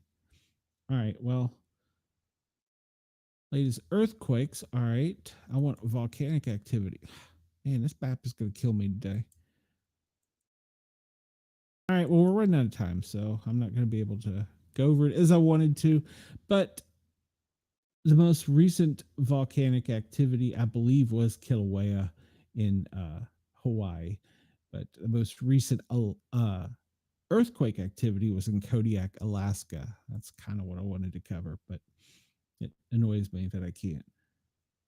The last eruption was 4 months ago with 3 new notifications. Flood, volcano in Indonesia. The most recent volcanic activity is in Indonesia. All right. Interesting. All right. Let's refresh this. And this is a list of from disasteralert.pdc.org. Come on, come back up. I only got a few minutes, so let's get this real quick. Severe weather, floods, volcanic eruption in Indonesia, landslide, wildfires, storms in Vietnam, wildfire, extreme temperature, extreme heat in Vietnam. And let's just zoom down here. This is what I wanted to do. And zoom in. All right, so wildfires in Northwest Australia and high winds. This is updated 5 days ago in Perth and in Seduna. All right, doesn't say anything. They could get a helicopter up. Flooding over on the Gold Coast and a wildfire out in Queensland. All right. It doesn't really finish. That's the extreme heat, I'm assuming. Sorry, guys, I'm talking while I'm looking at the map. Whatever. All right, we'll get off of this. All right, so we'll look at, we'll pull this up real quick because we're about to run out of time. What you're looking at here is from ABS. This shows all the air traffic in the world. And if you look, there's pretty much a city over your head at any point in time. But I like to take all that silly stuff out and get down to, whoa, look at all the military planes today. There's a lot of activity from the military today. There's planes coming from Germany. Many planes are coming from Germany.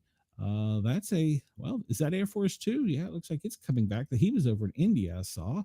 So yeah, those are probably both. They usually fly 2 at a time. Those are probably Air Force Two. Looks as though they're over the North Atlantic at the moment. But if you look down here, there's a lot of activity in the military today, more so than we have been seeing in the past couple days. It looks like a lot of people are being moved around. I'm trying to see if I see any fighter pilots or anything crazy going on. Just a lot of transports. What was that there? It's a helicopter, Blackhawks. I'm trying to see. They had the P-38s out yesterday looking on the Atlantic. And yeah, a lot of transports. I don't see anything kind of crazy besides there is a lot of movement today. So it's a tanker. Maybe he's going to relieve somebody. He hasn't really gotten a pattern. I don't see any, you can go and look and actually see some of the flights where they show the actual path, but it doesn't look like there's anything too crazy. That's probably, okay, they've taken off the air. They don't want you to know what that one is coming out of Baltimore. All right. And yeah, these are just transports, people and equipment. Who is that? United Kingdom, the Royal Air Force. What are they doing flying out of Atlanta? Interesting. Royal Air Force coming out of Atlanta, and it's one of their transport planes. So, what is the Royal? No, it's not actually Atlanta. Warner Robins, south of Atlanta. What is the Royal Air Force, the UK, doing coming out of there? Interesting. All right. All right, so we got that. We don't have time really today to cover any of the different warnings or operations. We see the normal ones in DC. You got the VIP ones. Where is that? Is that DC? Have zoomed out too far. Yeah, that's DC. Now that's DC. VIP's up around here. Wonder what's going on. Oh, he's going. No, this is New Jersey. There's a VIP coming. Oh, maybe it's for Air Force Two coming in to take on fuel. Maybe, I don't know. The space operations down off the coast, and then we have secure. That's for air sporting event. Nothing crazy looking there. Look at this. Bahamas and Turks, nothing's interesting. I'm just kind of going real quick, guys. Sorry if I see anything, it jumps out at me. What is that down in New Mexico? Um, well, White Sands Missile has got a restriction on their airspace today, so they must be doing some Texas testing down around El Paso. They have flight restrictions up for national security. All right, you can find all this at the FAA and at Sky Vector if you're interested. Look real quick at the shipping. Not a whole lot of movement going on, but there are a lot of ships out there. Supposedly, a lot of empty tankers are coming to us. I don't really have time today to cover the um, breaking news from the map point from Live USA Map. You can go check it out and see if there's anything near you. This is kind of updated regularly. And then there's the New England FireNet. Why there's not showing any activity? I know better than that. And what's down here in Texas? Dallas, Texas, 2611 on a commercial fire in a building. That was pretty big. That was earlier today. Up in Ohio, we have a working house fire. Let's see if I see anything kind of odd. What is this? This is over in an MVA in Cranston, Rhode Island with multiple injuries. They've requested 4 ambulances. So, all right. We'll look at the low Earth, the satellites. This one I recommend you go check out. It's from leolabspace.org. I'm sorry, .visualization. You can check out what is exactly over your head satellite wise. It's kind of cool. I don't know if they show the secret squirrel ones, but you can even zoom down to almost your community and see if there's anything overhead. Look at the balloons and see. Well, there's quite a few balloons active today. You can go to Sondhub, sondhub.org, and check that out if you want to. I'm going to turn over Radio X and Jurg's Radio, Rainbow Radio, back to them because David Breckmeyer is coming up next, and you can check out his show. Everybody that wants to, come over to YouTube and find us, the Para Are Normal Guys. On YouTube, Para Are Normal, 3 different words, guys spelled with a Z. Please come over and like, follow, share, and subscribe. We're trying to get monetized, so I need just a few more to get there. Until tomorrow, everybody, I'm Radio X in Australia and Jurg's Radio. Have a wonderful day. I will see you tomorrow at 1 o'clock. Now back to regular programming and David Breckmeyer. All right, so we're no longer live on Radio X. And Wendell says, wonders why there's not any videos of the volcanoes. I don't know, Wendell. Real quick, we're just going to wrap it up here. If you go to look at, there's plenty of weather balloons, but that one in the Atlantic is still not showing up. They're showing a location of it taking off in Bermuda, but they're not showing any activity. But supposedly there has been one out off of the Atlantic Sea at about 70 to 80,000 feet. This one comes out of Cape Canaveral. It's got an interesting little flight pattern, how it goes out and comes back in. So it's obviously got something that is controlling a little bit more. Ooh, it is currently at 107,000 feet. Wow, it's up there. So it is off of the coast of Cape Canaveral. Maybe that's the one. Wow, that is up there, 107,000 feet. That's almost space. But yeah, it's out there doing something, getting weather information, collecting data.